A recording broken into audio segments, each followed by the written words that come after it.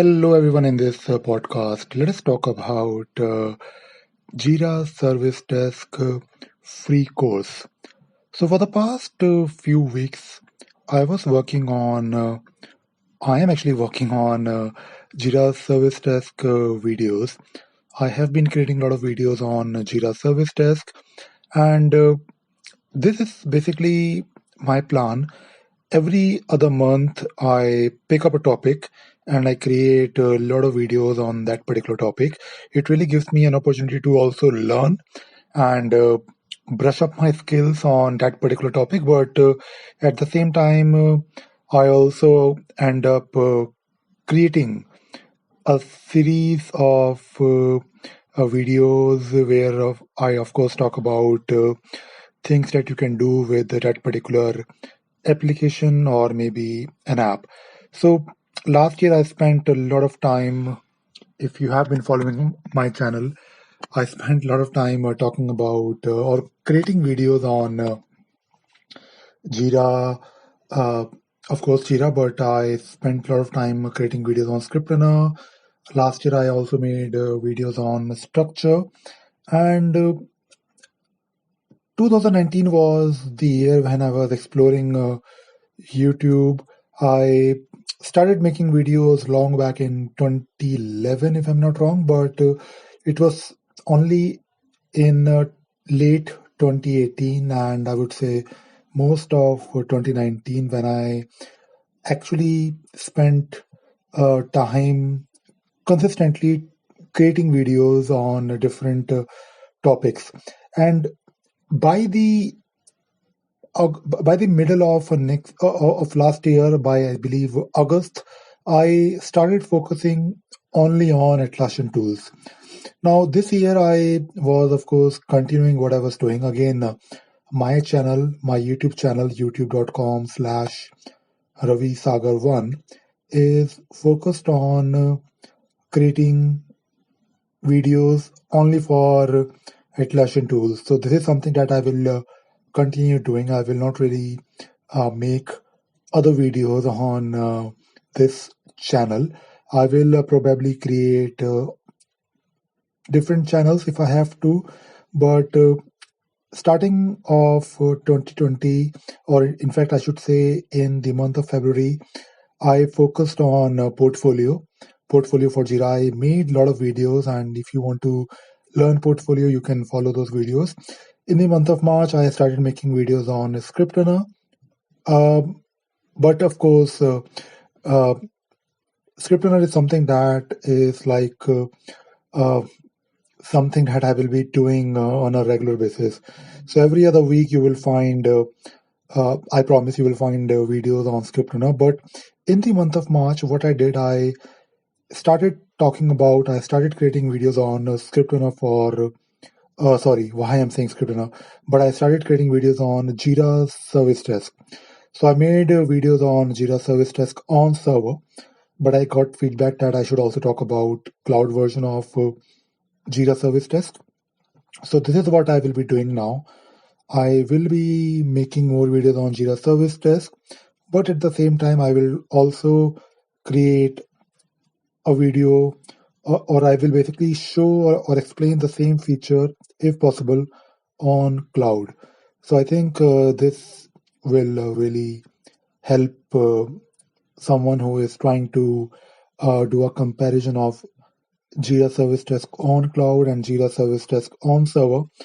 Atlassian also is now focused on cloud, and that is actually the main reason why I'm also making videos on the cloud version of Jira, and of course other tools.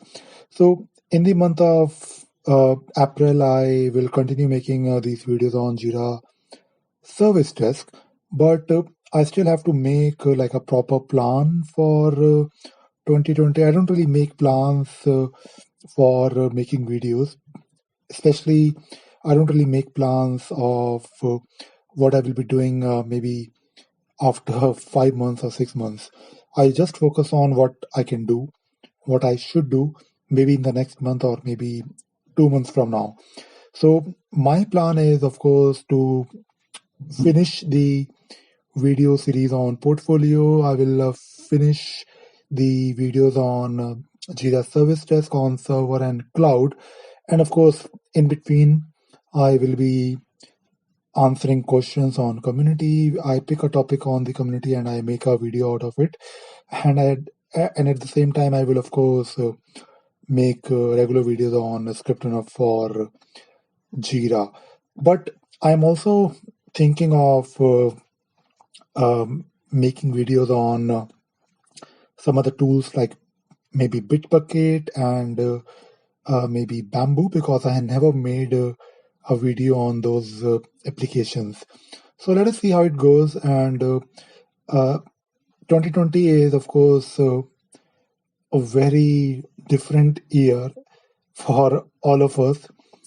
The Atlassian Summit, where I was supposed to go, I was actually ready for Las Vegas, but unfortunately, as you all know, what happened, uh, Summit didn't happen this year, and in fact, a lot of other events are not happening in 2020, which is I believe needed, and the government is doing what I think is right. But anyways, I think we just need to focus on what we can do with, of course, with the current situation. We can just do our work, and a lot of people in the past few weeks, or in fact, since this um pandemic, they are talking a lot about working from home, and especially the working from home culture is, I believe, uh, what I see now will happen is that this working from home culture will be a norm for many companies who never really thought this can be a possibility for them, because although we can work from home, but working from home is not really about having a laptop and a good internet connection. You need, if you're working with a team, you need to first align yourself with this remote working culture. You need to basically um, have some kind of a process, some understanding, some trust with your team members, with your employees, that they can be trusted, they can work from home, and we trust the work that they can do remotely without any supervision.